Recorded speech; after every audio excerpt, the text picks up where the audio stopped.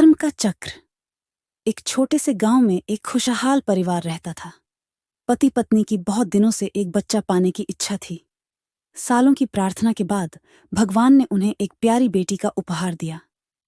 लेकिन उनकी खुशी ज्यादा देर तक नहीं टिक पाई, क्योंकि सास को पोते की लालसा थी। देखो, हमारी बेटी कितनी प्यारी है, यह हमारे जीवन में खुशियां भर देगी। गुस्से में, बेटी, मुझे पोता चाहिए था।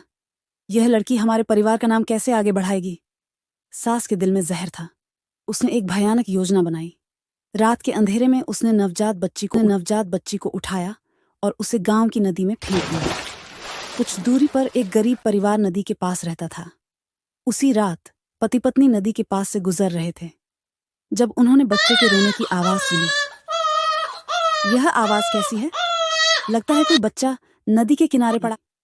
हे भगवान, कोई इस मासूम को नदी में कैसे फेंक सकता है? उन्होंने उस बच्ची को गोद लिया और उसकी देखभाल की। वह बच्ची धीरे धीरे बड़ी हुई और उसकी परवरिश में माता पिता ने कोई कमी नहीं छोड़ी। वह एक होनहार बच्ची निकली। समय के साथ उसने कड़ी मेहनत से पढ़ाई की और डॉक्टर बन गई। वहीं दूसरी ओर जिस परिवार ने अपनी बेटी को खोया था, समय ने फिर से उन पर कृपा दिखाई। उन्हें एक बेटा हुआ। ये देखो, अब मेरा पोता है। अब हमारा घर पूरा हो गया।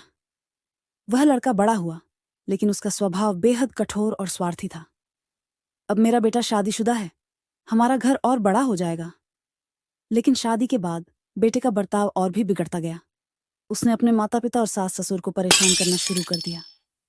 बेटा, गुस्से में, तुम लोगों की वजह से मेरी जिंदगी बर्बाद हो गई है। अब इस घर में तुम लोगों की कोई जगह नहीं।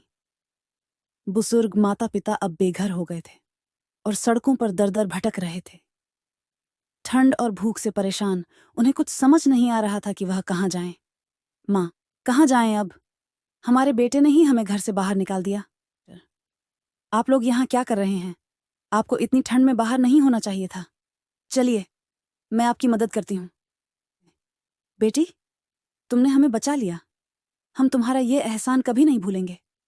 कुछ दिनों बाद जब डॉक्टर से बातचीत हो रही थी, डॉक्टर को पुराने सामानों के जरिए उसकी असली पहचान का पता चलता है, जो उसके बुजुर्ग माता पिता के पास अभी भी थे।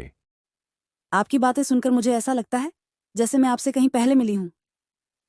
क्या मैं वही लड़की हूँ जिसे आपने सालों पहले नदी में फेंक दिया था? माँ, ये कैसे हो सकता है? हमारी बेटी, हमने उसे खो दिया था। नहीं, मैंने बचपन में जिस परिवार ने मुझे अपनाया था, उनकी वजह से मैं आज यहाँ हूँ, और आज मैंने तुम्हें ही बचाया है। मुझे माफ कर दो। मैंने एक भयंकर गलती की थी। मैं नहीं जानती थी कि कर्म का चक्र इसी तरह लौट कर आएगा। आपको माफ करना आसान नहीं है, लेकिन इंसानियत के नाते मैंने आपकी मदद की। अब समय है आपको अपनी गलती का एहसास करने का। इस प्रकार समय ने सबको उनके कर्मों का फल दिया। जो नफरत बोता है, उसे नफरत ही मिलती है। लेकिन इंसानियत और प्रेम की जीत हमेशा होती है।